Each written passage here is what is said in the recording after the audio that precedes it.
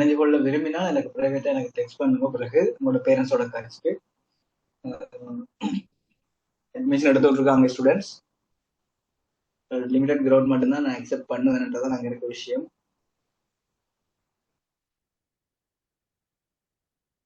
Index number நான் எல்லாருக்குமே தந்திருப்பேன். குரூப்ல இல்லீகலா ஜாயின் ஆகிருந்தா இண்டெக்ஸ் நம்பர் வந்திருக்காது. ஃப்ரெண்ட்ஸ் மூலமா குரூப்ல ஜாயின் ஆகிருந்தா இண்டெக்ஸ் நம்பர் வந்திருக்காது. என் மூலமா வந்த ஒருத்தருக்கும் இண்டெக்ஸ் நம்பர் வந்திருக்கு. இல்லைன்னு சொல்றது என்னுடைய கொமன் குரூப்ல இல்லாட்டி துஷாந்த் செல்வான்னு சொல்ற என்னுடைய ஜியோகிராபி பேமெண்ட் குரூப்ல இருக்கிறார்களுக்கு இண்டெக்ஸ் நம்பர் இல்லை. சுஜியந்திரஸ்டோட நீங்க எந்த குரூப் நீங்க என்ன சொன்னீங்கன்னா இல்லாட்டி அன்வைட் பண்ணி கதைக்கணும். நீங்க ஸ்டூடெண்ட் தானன்றதை நான் ஐடென்டி பண்ண வேண்டியது.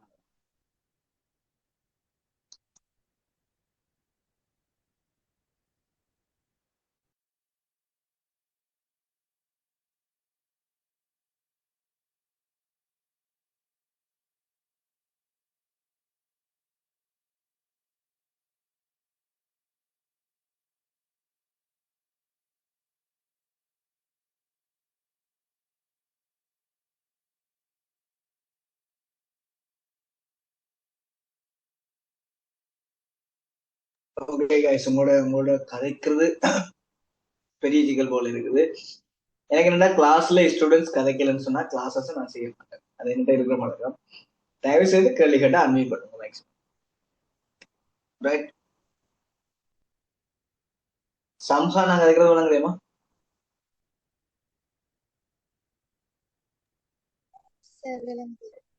ரைட், பாரா? ஓ சார். பாரா நீங்க எந்த இடமா? இதெல்லாம் போயா தெரியுது. புத்தளம். புத்தளம், ஓகே.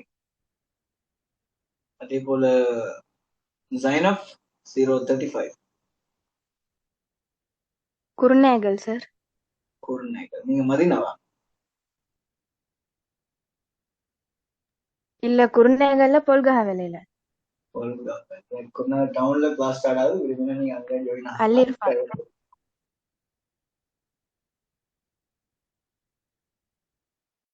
சரி, நான் வந்து இலங்கையினுடைய சனத்தொகை சாரி உலகின் சனத்தொகையில எடுத்து நிக்கிற சம்ஹா என்ன சொல்லுங்க மாதிரிதான் என்ன கதைச்ச அப்படின்னு. என்னது சார்? எந்த பகுதியில நிக்கிறோம்? கொடுத்த வளர்ச்சியோட நிக்குதா? ஓம் சார், அந்த அட்டவணை பார்த்தோம். எந்த அட்டவணை? இதா? இலங்கையில. ஓகே, ஓகே கைஸ், என்ன விஷயம்னு சொல்லி கேட்டால் நான் குடுத்தவங்களுடைய வளர்ச்சி காலகட்டங்கள் இரண்டும் பார்த்தேன். இதுல இருக்கிறதால அப்படியே காண்பிக்கப்படும். என்னுடைய புக் ஆல்ரெடி பப்ளிஷ் பண்ணப்பட்ட 2 புத்தகம், GSGPSRS, அதே போல பௌதிக புவியல் வினாவடி தொகுப்பும். GSGPSRSக்கு டோட்டல் நோட்ஸும் அந்த பகுதியில விரும்புகிறாக்கள் லைன்ல பய பண்ணலாம், தபால் மூலமா எடுக்கலாம், நேர படிக்கலாம், நேர எடுக்கலாம். நாங்க இன்றைக்கு அடுத்த விஷயம் பார்க்க போறோம் என்னன்னு சொன்ன பிள்ளைகள் குடித்தவனுடைய பரம்பல் பற்றி. இது ஒரு இம்பார்ட்டன்டான பகுதி. வடிவா விளங்கணும்னு திருப்பி கேட்பேன், ரைட்? அதனால வடிவா அவதானிச்சு போடும். குடித்தொகையினுடைய பரம்பல்னு சொன்னால் பூமியில நாங்கள் பார்த்தோம்னு சொன்ன பிள்ளைகள் எல்லா இடங்கள்லயும் மக்கள் தொகை ஒரே மாதிரி இல்லை. சில இடங்கள்ல குடித்தொகை அதிகமாக இருக்குது, சில இடங்கள்ல குடித்தொகை சரியான குறைவாக இருக்குது, சில இடங்கள்ல குடித்தொகை ஓரளவுக்கு இருக்கு. அப்படி குடித்தொகை வந்து ஒவ்வொரு இடங்கள்லயும் வேறுபட்டு அமைகிறதுக்கான பிரதான காரணம் என்ன, இப்படி சனத்தொகை வேறுபடுறதுக்கு மாட காரணங்கள் என்ன, பௌதிக காரணங்கள் என்னன்னு சொல்லி நாங்க பின்னுக்கு படிக்க போறோம். அதுக்கு முன்னுக்கு நான் குடித்தொகையினுடைய பரம்பல் தொடர்பான வகைப்பாட்டை படிக்க போறோம். அந்த வகையில பாருங்க, குடித்தொகையினுடைய பரம்பலை நாங்கள் 3 பிரதான பிரிவுகளாக பிரிச்சு பார்க்கிறோம். ஒன்று பூகோள ரீதியான குடித்தொகை பரம்பல், 2வது கண்டங்கள் ரீதியான குடித்தொகை பரம்பல், 3வது நாடுகள் ரீதியான குடித்தொகை பரம்பல். அப்ப ஒன்று பூகோள ரீதியான குடித்தொகை பரம்பல், 2வது கண்டங்கள் ரீதியான குடித்தொகை பரம்பல், 3வது நாடுகள் ரீதியான குடித்தொகை பரம்பல். இப்ப இதுல பாத்தீங்கன்னு சொன்னா பிள்ளைகள், பூகோள ரீதியான குடித்தொகை பரம்பல் சொல்றது மொத்த உலகத்தை வச்சுக்கொண்டு கதைக்கிறோம். ரைட். இப்ப மொத்த உலகத்தை வச்சு கொண்டு நாங்க கழிச்சோம்னு சொல்லி கேட்டா 3 வகையா உலகத்தின குடியிருப்புகள் சரி மக்களுடைய குடித்தொகையினுடைய பரம்பரை நாங்கள் பார்க்கிறோம். ஒன்று குடித்தொகை அல்லது சனத்தொகை அடர்த்தி கூடிய வலயம். இரண்டாவது சனத்தொகை ஓரளவான வலயம். மூன்றாவது சனத்தொகை மிக குறைவாக காணப்படக்கூடிய வலயம். இது விளங்குதா?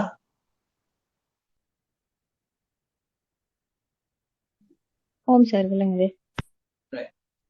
குடித்தொகையினுடைய பரம்பல்ல நாங்கள் 3 விதமான பரம்பல் சொன்னால், ஒன்று பூகோள ரீதியான பரம்பல், இரண்டாவது கண்டங்கள் ரீதியான பரம்பல், மூன்றாவது நாடுகள் ரீதியான பரம்பல். அதுல பூகோள ரீதியான பரம்பரை நான் 3ஆ பிரிக்கிறாங்க. ஒன்று சனத்தொகை சரிவாக காணப்படக்கூடிய வலயம், இரண்டாவது சனத்தொகை ஓரளவாக காணப்படக்கூடிய வலயம், மூன்றாவது சனத்தொகை மிக குறைவாக காணப்படக்கூடிய வலயம். இது விளங்கிச்சுதா? எல்லாருக்குமே கிளியரா? திருப்பி சொல்லணுமா?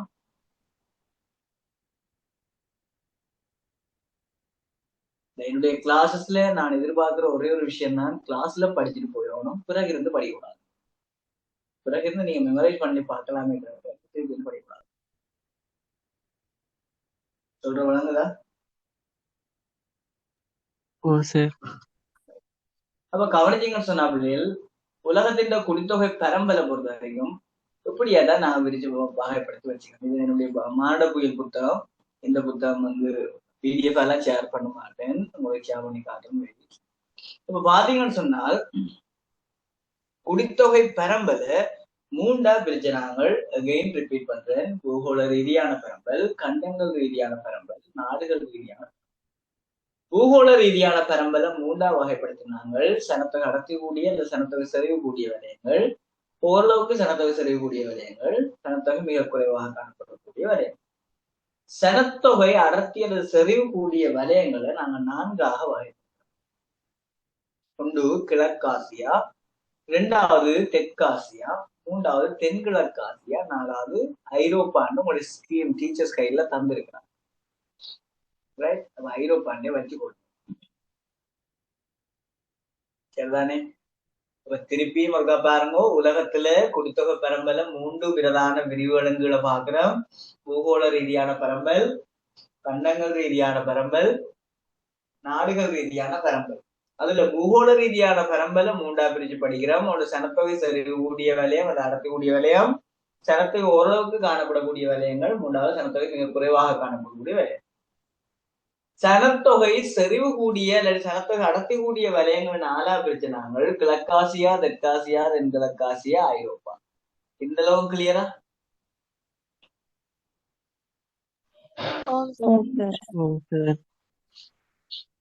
இப்ப வாங்கோ, கிழக்காசியான்னு சொல்லிக்குள்ள அங்க நாங்கள் சீனா பாக்குறோம், தாய்வான், வடகொரியா, தென்கொரியா, ஜப்பான், இப்படியான நாடுகள் எல்லாம் கிழக்காசியாவுக்குள்ள. தெற்காசியாவில இந்தியா, இலங்கை, பாகிஸ்தான், பங்களாதேஷ், நேபாளம், பூட்டான், மாலத்தீவு முதலான நாடுகள். தென்கிழக்காசியாவில இந்தோனேசியா, லாவோஸ், பிலிப்பைன்ஸ், அதே மாதிரி சிங்கப்பூர், மலேசியா, தாய்லாந்து, அதே மாதிரி மியான்மர் முதலான நாடுகள். ஐரோப்பாவுக்குள்ள உங்களுக்கு எல்லாருக்குமே தெரிஞ்ச பிரான்ஸ், இங்கிலாந்து, ரஷ்யாவுடைய அரசியல் நிர்வாக பகுதி, அதே மாதிரி போலந்து, இத்தாலி, இப்படியான நாடுகள், ஸ்பானியா, அப்படி எல்லா நாடுகளும் ஐரோப்பாவுக்குள்ள. ஏன் இந்த வலயங்களையும் சனத்தொகை கூட இருக்குன்னு நாங்கள் பிறகு கலைப்போம். இப்ப நாங்கள் வகைப்பாட்டை மட்டும் படிச்சுட்டு போவோம். அதே போல சனத்தொகை மிக குறைவாக காணப்படக்கூடிய வலயங்களை நாங்கள் என்ன செய்ய போறோம்னா 4ஆ வகைப்படுத்தோம்.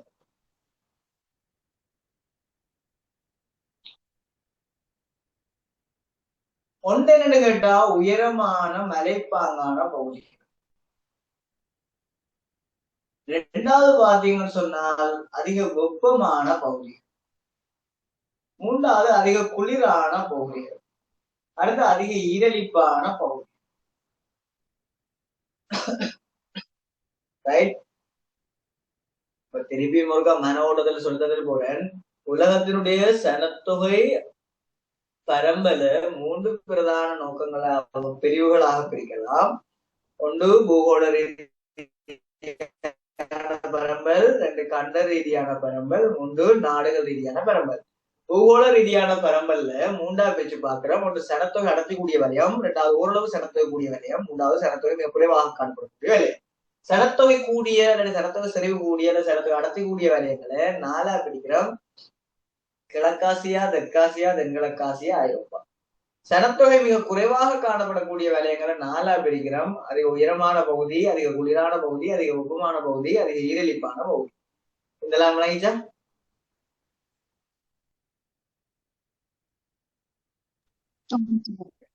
இப்ப இந்த நான் திருப்பி கேட்க போறேன். இம்பார்ட்டன்ட். இப்படி சார்ட்டா எங்க நீங்க பார்க்க மாட்டீங்க. ரைட்? சோ இந்த திருப்பி கேட்க போறேன். டாபிக்கா பாருங்க.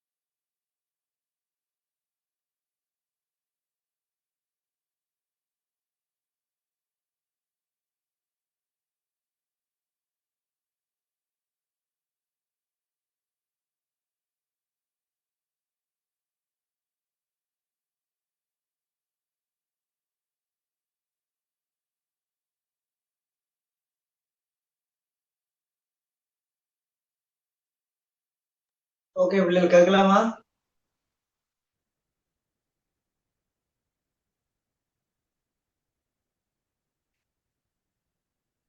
ஃபர்ஸ்டா எனக்கு யாராவது வாலண்டியர்ஸ் நானா சொல்லுவேன் சார் என்றார்கள்.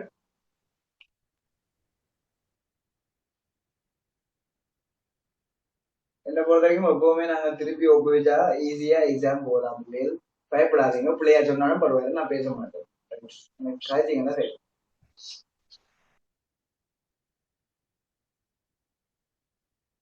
யாராவது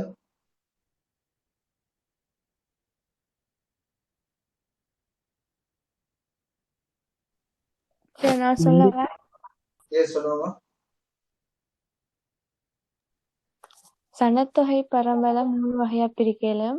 பூகோள ரீதியான பரம்பல், கண்டங்கள் ரீதியான பரம்பல், நாடுகள் ரீதியான பரம்பல். பூகோள ரீதியான பரம்பலை மொத்த உலகத்துக்கேற்ப 3 வகையா பிரிக்கலாம். சனத்தொகை அடர்த்தி கூடிய வலயம், சனத்தொகை ஓரளவான வலயம், சனத்தொகை மிக குறைவான வலயம். சனத்தொகை அடர்த்தி கூடிய வலயத்தை 4 வகையா பிரிக்கலாம். கிழக்காசியா, தெற்காசியா, தென்கிழக்காசியா, ஐரோப்பா. சனத்தொகை மிக குறைவான வலயத்தை 4ஆ பிரிக்கலாம். உயரமான பகுதி, வெப்பமான பகுதி, அதிக குளிரான பகுதி, அதிக ஈரலிப்பான பகுதி. Very good. ரைட். வேற யாராவது?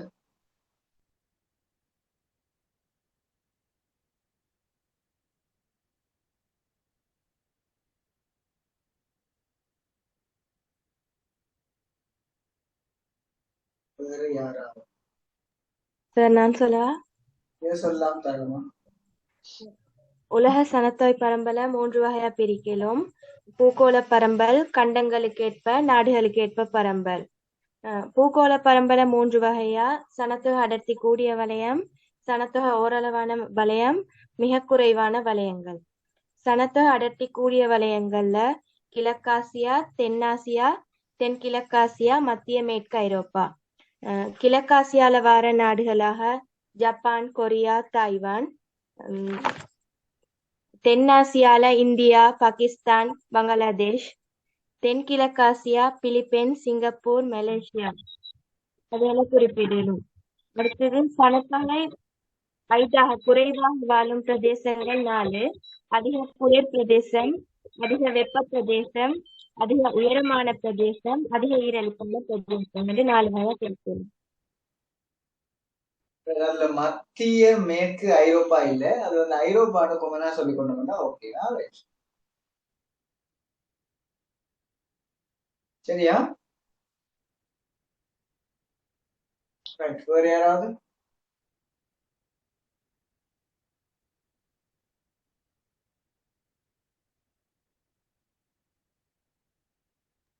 சார் சொல்லவா சார்? சொல்லலாம் தரமா? உலக குடித்தொகை பரம்பல் 3 பிரதான பிரிவா காணப்படுது. பூகோள ரீதியான பரம்பல், கண்டங்களுக்கு ரீதியிலான பரம்பல், நாடுகள் ரீதியிலான பரம்பல். பூகோள ரீதியிலான பரம்பல் உலகத்துல இருக்க மொத்த சனத்தொகைக்கு ஏற்ற மாதிரி பிரிக்கப்படுது. அதுல சனத்தொகையை அது 3 வகைப்படுது: சனத்தொகை அடர்த்தி கூடிய வலயம், சனத்தொகை ஓரளவான வலயம், சனத்தொகை மிக குறைந்த வலயம். சனத்தொகை அடர்த்தி கூடிய வலயமா கிழக்காசியா, தெற்காசியா, தென்கிழக்காசியா, ஐரோப்பா ஆகியவை காணப்படுது. சனத்தொகை மிக குறைந்த வலயமா உயரமான பிரதேசம், வெப்ப பிரதேசம், மிக குளிரான பிரதேசம், ஈரலிப்பான பிரதேசங்கள் காணப்படுது. Okay, very good. வேற யாராவது? சார் நான் சொல்றேன். சொல்லுங்க. குடித்தொகை பரம்பலை பிரதானமாக 3 வகைகளாக பிரிக்கலாம். பூகோள ரீதியான சனத்தொகை பரம்பல், கண்டங்கள் ரீதியான சனத்தொகை பரம்பல், நாடுகள் ரீதியான சனத்தொகை பரம்பல். இந்த பூகோள ரீதியான பரம்பலை பிரதானமாக 3ஆக பிரிக்கலாம். சனத்தொகை கூடிய வலயம், மத்தியமமான சனத்தொகை வலயம், சனத்தொகை மிக குறைவான வலயம் பிரிக்கலாம். இந்த சனத்தொகை கூடிய வலயத்துல கிழக்காசியா, தென்னாசியா, தென்கிழக்காசியா, ஐரோப்பா போன்ற நாடுகள் காணப்படுது. சனத்தொகை மிக குறைவான இடங்களாக மிகவும் உயரமான பிரதேசம், மிகவும் ஈரலிப்பான பிரதேசம், மிகவும் குளிரான பிரதேசம்,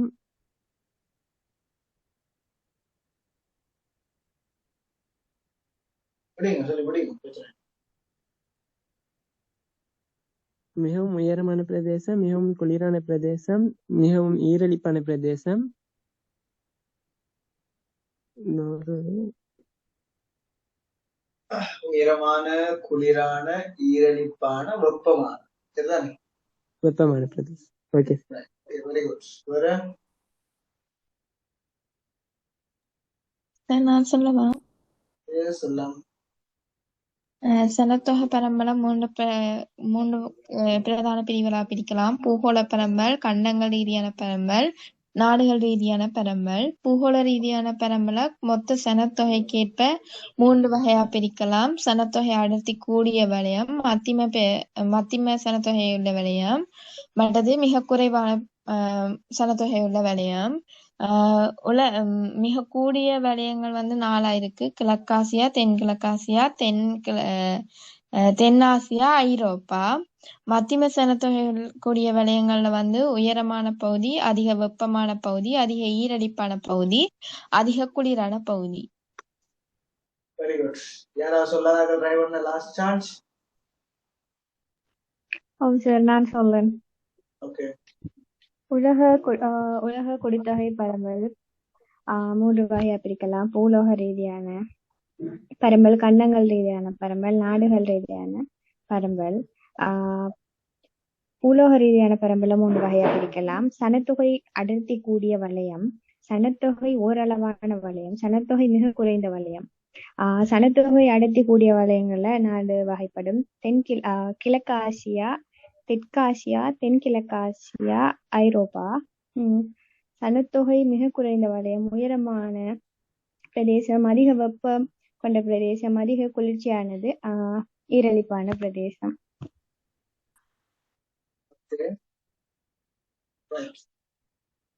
சோ இதுதான் பிள்ளைகள் விஷயம். என்னுடைய கிளாஸ் இந்த ஸ்டைல் இப்படிதான் இருக்கும். பிள்ளைகளுக்கு நான் ஒரு விஷயத்த படிப்பிச்சால் திருப்பி அந்த விஷயத்தை கேட்க விரும்புவேன். கிளாஸ்லயே உங்களுக்கு படிச்சுட்டு போற மாதிரியான ஃபீலிங்கை தாரதான் எனக்கு இருக்கிற முக்கியமான டாஸ்க். இப்ப என்ன பொறுத்த வரைக்கும் A-level எக்ஸாம்ல பிள்ளைகள் நாங்கள் அடிக்கடி நான் பிள்ளைகளுக்கு சொல்றதா, நீங்க வேர்ல்டுலயே நம்பர் 1 டீச்சர் கிளாஸ்ல இருந்தாலும் நீங்கள் படிச்சா மட்டும்தான் உங்களுக்கு ரிசல்ட்ஸ் வரும். ஞாபகம் வச்சுக்கொள்ளுங்க. நீங்க வேர்ல்டுல நம்பர் 1 டீச்சர் கிளாஸ்ல இருந்தாலும் நீங்களா எப்ப இருந்து படிக்கிறீங்களோ அப்பதான் ரிசல்ட்ஸ் வரும். ஸோ இது நான் வளமையா சொல்ற ஒரு டயலாக் உண்டு. அப்ப என்ன பொறுத்த வரைக்கும் உங்களுடைய வெற்றிக்கும் உங்களுடைய தோல்விக்கும் நாங்கள் மட்டும்தான் காரணம். ஸோ முயற்சி செய்யுங்க, கட்டாயம் வெற்றி பெறும். அவ்வளவுதான். ஸோ படியுங்க வடிவா. ஒவ்வொரு சின்ன சின்ன விஷயங்களா நாங்கள் கவனம் செலுத்தி படிச்சா மட்டும்தான் எக்ஸாம்ல ரிசல்ட்ஸ் உங்களுக்கு அப்படியே வரக்கூடிய மாதிரியான வாய்ப்பை கொண்டு வருமே தவிர மற்றபடி எந்த விதமான விஷயங்களும் இல்லை.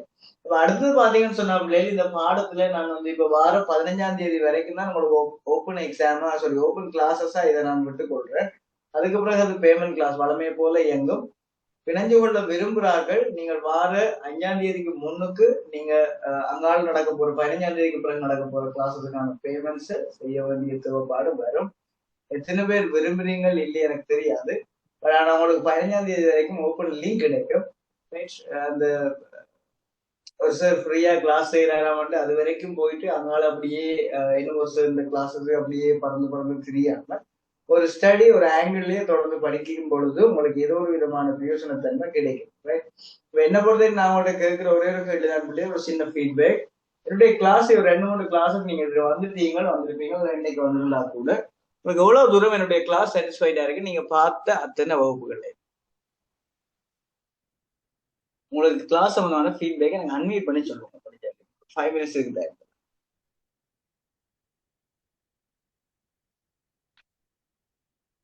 என்ன சொல்ல தோணுதோ அதை எனக்கு சொல்லலாம், ஷேர் பண்ணலாம்.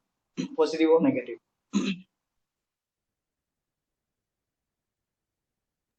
சார், எஸ், ஆல்ரெடி நான் ஃபீட்பேக் சொல்லியிருந்தேன், பட் திரும்ப ஒரு தரக்கா சொல்றேன். நீங்க ஆல்ரெடி கிளாஸ்ல சொன்னீங்களா வாட்ஸ்அப்லயா? கிளாஸ்லயும் சொல்லியிருந்தேன், பட் வாட்ஸ்அப்லயும் சொல்லியிருந்தேன். Oh my God. ஓகே, அப்படின்னு சொன்னா சரி சொல்லுங்க, பரவாயில்ல சொல்லுங்க.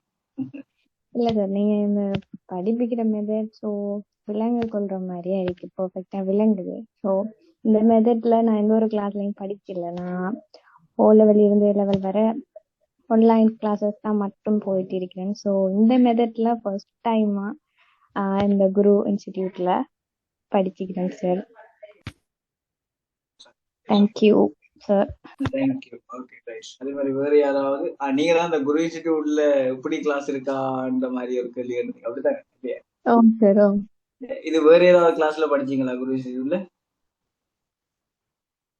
இல்லைங்களா சார்? வேற ஏதாவது கிளாஸ் படிச்சீங்களா என்னுடைய இன்ஸ்டிடியூட்ல தமிழ்ல இல்லாட்டி ஹிஸ்டரி அப்படி?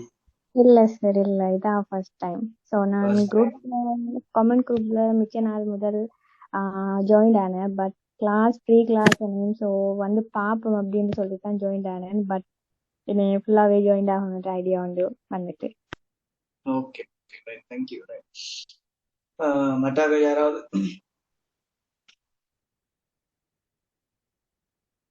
நீங்க வந்து இப்ப நான் உங்களுக்கு எவ்வளவு தூரம் மோட்டிவேட் பண்றேனோ அதே போல நீங்களும் எனக்கு தர மோட்டிவேஷன் தான் உங்களுக்கு என்ன நல்ல படிப்பு தரத்துக்கு எனக்கு சப்போர்ட் பண்ணுங்க. இல்லைன்னு சொன்னா